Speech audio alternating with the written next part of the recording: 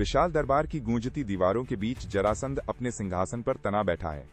उसके चेहरे की नसें उभरी हुई हैं और मुट्ठियां आसन के हत्थों को जोर से भींच रही हैं। एकलव्य दरबार के मध्य में आता है और झुककर अभिवादन करता है। जरासंध एक झटके में खड़ा हो जाता है। उसके पैर जमीन पर भारी आवाज करते हैं। वो अपनी आवाज को कड़कते हुए कहता है, कृष्ण ने मर्यादा की सीमाएं लांघ दी हैं। वह मुझे और दुर्योधन को बार बार ललकार रहा है। तुम मगध की सेना का नेतृत्व करोगे। द्वारिका की ओर प्रस्थान करो और उसे मिटा दो। उसके कंधे तने हुए हैं। वह सिर उठाकर जरासंध की आंखों में देखता है और अपना हाथ उठाकर स्वीकारोक्ति में संकेत करता है। आदेश मिलते ही दरबार के भारी द्वार खुल जाते हैं। एकलव्य बाहर की ओर कदम बढ़ाता है। उसके हर कदम के साथ युद्ध की आहट तेज होती जा रही है। पीछे सिंहासन पर जरासंध की भारी सांसें अभी भी गूंज रही हैं। रात के सन्नाटे में एकलव्य खुली जमीन पर लेटा है। चारों ओर अंधेरा है और केवल झींगुरों की आवाज सुनाई दे रही है। वो अपनी हथेलियों को जमीन पर रगड़ता है। उसकी उंगलियां मिट्टी को कसकर पकड़ लेती हैं। उसके सीने पर भारीपन है, जैसे पूरा आकाश उस पर टूट पड़ा हो। रात कितनी भारी हो गई है, जैसे पूरा आकाश मेरे सीने पर बैठ गया हो। मैं सच में क्या करने जा रहा हूँ? श्री कृष्ण से युद्ध, उनसे जिनकी मुस्कान में ब्रह्मांड बसता है। मेरे भीतर ये डर क्यों उठ रहा है? ये वही डर है जो एक साधारण मनुष्य को देवत्व के सामने महसूस होता है। कृष्ण, आप मेरे गुरु के भी गुरु, मेरे हृदय के भी स्वामी। पर जरासंध ने मुझे सम्मान दिया है, उनका ऋण मैं कैसे भूलूं? शायद ये युद्ध मेरा अंतिम अध्याय हो, फिर भी मैं वचन निभाऊंगा। कृष्ण, अगर मैं गिर गया, क्या आप मुझे क्षमा करेंगे? मैं आपसे जीत नहीं सकता, पर भाग भी नहीं सकता। हे देव, कल जो भी होगा, आपकी इच्छा से ही होगा। राजा का ऋण ही मेरा धर्म है। अपनी आंखों को पूरी तरह बंद कर लेता है और फिर एक दृढ़ कदम आगे बढ़ाता है। अब उसके चेहरे से हिचकिचाहट गायब है। दूर कहीं बगीचे में चांदनी दूधिया चादर की तरह बिखरी है। फूलों की मंद सुगंध हवा में तैर रही है। कृष्ण एक लटकी हुई बेल के झूले पर बैठे हैं। उनके पैर घास को छू रहे हैं। राधा उनके पास खड़ी है।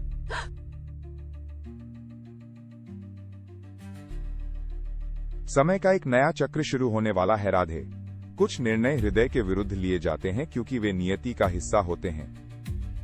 राधा का हाथ कांपता है। वह झूले की रस्सी को कसकर पकड़ लेती है। वह पूछती है, एकलव्य मेरे हृदय का अंश है, लेकिन हर आत्मा को अपना पथ स्वयं चुनना पड़ता है। राधा समझ जाती है कि कृष्ण उसे प्रकाश की ओर ले जा रहे हैं। वो अपना हाथ कृष्ण के हाथ पर रखती है। उसका चेहरा दृढ़ हो जाता है। वो कृष्ण को प्रणाम करती है और बगीचे में सन्नाटा फिर से गहरा जाता है। दूर कहीं एक पक्षी पंख फड़फड़ाकर उड़ जाता है, जैसे किसी अनहोनी का संकेत दे रहा हो। सूर्योदय की पहली किरण के साथ ही एकलव्य मगध की विशाल सेना के सामने आकर खड़ा हो जाता है।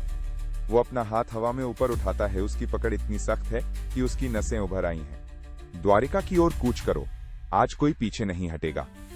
उसकी आवाज मैदान में गूंजती है और सैनिकों के बीच खलबली मच जाती है। हजारों पैरों के एक साथ चलने से जमीन थरथराने लगती है। घोड़े हिनहिना रहे हैं और रथों के पहिए पत्थरों से टकराकर चिंगारियां छोड़ रहे हैं। एकलव्य सबसे आगे है। उसकी दृष्टि सामने के क्षितिज पर टिकी है, जहां द्वारिका का दुर्ग दिखाई दे रहा है। जैसे जैसे मगध की विशाल सेना आगे बढ़ रही है, ये आने वाले बड़े और भयानक संकट का संकेत है। एकलव्य की सांसें गहरी और स्थिर हैं। वो अपने धनुष की डोर को चेक करता है। पीछे से सेना का शोर बढ़ता जा रहा है। ढोल और नगाड़ों की थाप युद्ध की चेतावनी दे रही है।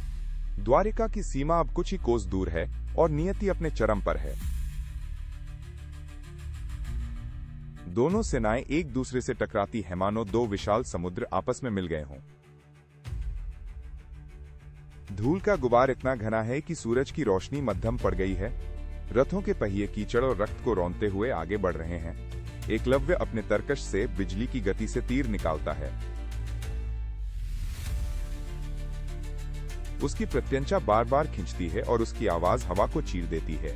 हर तीर के साथ द्वारिका का एक सैनिक गिरता है।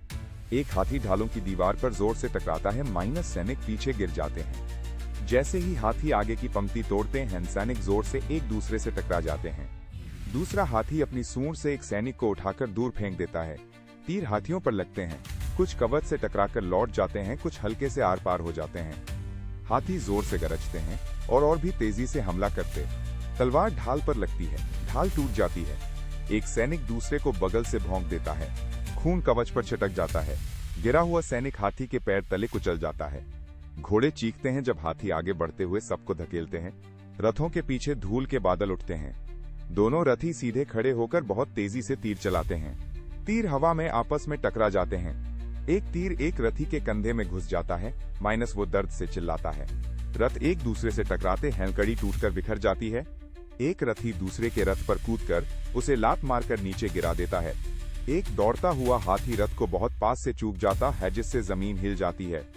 एकलव्य पहुंचता है। वो आगे दौड़ता है और झूलती हुई तलवार के नीचे फिसल जाता है। वो एक ही सांस में 3 तीर चलाता है। हर तीर अलग अलग सैनिक को लगता है। दूसरा सैनिक गिरी हुई भाला उठाकर एक दुश्मन को भोंक देता है। एक घोड़ा घायल सैनिक को घसीटते हुए मैदान के पार ले जाता है। एक रथी का रथ भारी गदा लगने से टूटकर टुकड़ों में बिखर जाता है। एक हाथी अपनी सूंड घुमाकर 3 सैनिकों को एक साथ दूर फेंक देता है। 2 सैनिक आमने सामने खड़े हैं और एक दूसरे को मारने की कोशिश कर रहे हैं। ढालें टूटती, हैंकवच दब जाते हैं, हेलमेट उड़ जाते हैं। धूल इतनी ऊपर उठती है कि सूरज दिखाई देना बंद हो जाता है। बहुत सारे तीर लगने के बाद एक हाथी गिर पड़ता है। उसका गिरना जमीन को हिला देता है। एकलव्य का तीर ढाल को चीरता हुआ पीछे खड़े सैनिक में घुस जाता है। वो घूमकर भाले से बचता है और हमलावर का हाथ काट देता है। पीछे से एक हाथी हमला करता है। वो ठीक समय पर छलांग लगाकर किनारे हो जाता है। तलवारें ढालों से टकराकर धातु की तीखी आवाज पैदा कर रही हैं, जो कानों को बहरा कर देती है। एक सैनिक एकलव्य के करीब पहुंचता है, लेकिन एकलव्य बिना मुड़े ही उसे अपने तीर के पिछले हिस्से से पीछे धकेल देता। युद्ध अब एक अनियंत्रित चक्र बन चुका है, जहां केवल तबाही दिखाई दे रही है। एकलव्य की एकाग्रता अटूट है। वह हर तीर के साथ मौत का एक नया जाल बुन रहा है और युद्ध की भयावहता हर पल बढ़ती जा रही है। कैमरा ऊपर उठता है और पूरा युद्ध क्षेत्र दिखता है। चारों तरफ पड़े हुए शरीर, टूटे हुए रथ, गिरे हुए घोड़े, मरे हुए हाथी और जलता हुआ सामान। अचानक युद्ध का शोर एक भारी सन्नाटे में बदल जाता है। नगाड़ों की थाप रुक गई है। तलवारों की खनक थम गई है। क्षितिज के उस पार से एक अलौकिक प्रकाशपुंज धीरे धीरे आगे बढ़ रहा है। कृष्ण रणभूमि के बीचों बीच अकेले पैदल चल रहे हैं। ऐसा प्रतीत होता है मानो श्री कृष्ण पर गुलाब के फूलों की वर्षा हो रही हो। हजारों उड़ते हुए तीर श्री कृष्ण को निशाना बना रहे हैं, परंतु उनके पास पहुंचने से पहले ही वे फूलों में बदल जाते हैं और उनके चरणों में गिरने लगते हैं। एकलव्य तीर चलाना रोक देता है। वो अपना धनुष नीचे कर लेता है। युद्ध उनके चारों तरफ चलता रहता है, तलवारें, हाथी, तीर, लेकिन ये दोनों बीच में एक जगह स्थिर खड़े रहते हैं। प्रभु, आप युद्ध भूमि पर क्यों आए हैं? तुम्हें रोकने नहीं, तुम्हें समझाने आया हूँ। मैं अपने राजा का ऋणी हूँ और ये संसार तुम्हारा ऋणी है। उनके चारों तरफ युद्ध तेज होता जा रहा है, लेकिन कृष्ण और एकलव्य बीच में बिल्कुल शांत खड़े रहते हैं। किसी का वार उन्हें छू भी नहीं पाता। मैं पीछे नहीं हट सकता प्रभु। कर्तव्य कठिन होता है, पर धर्म उससे भी कठिन। एकलव्य बिजली जैसी तेजी से 3 तीर चलाता है। कृष्ण अपना हाथ नहीं उठाते। तीर हवा में धीमे पड़ जाते हैं और धीरे से जमीन पर गिर जाते हैं। एकलव्य आगे दौड़ता है, जिससे धूल का चक्र बन जाता है।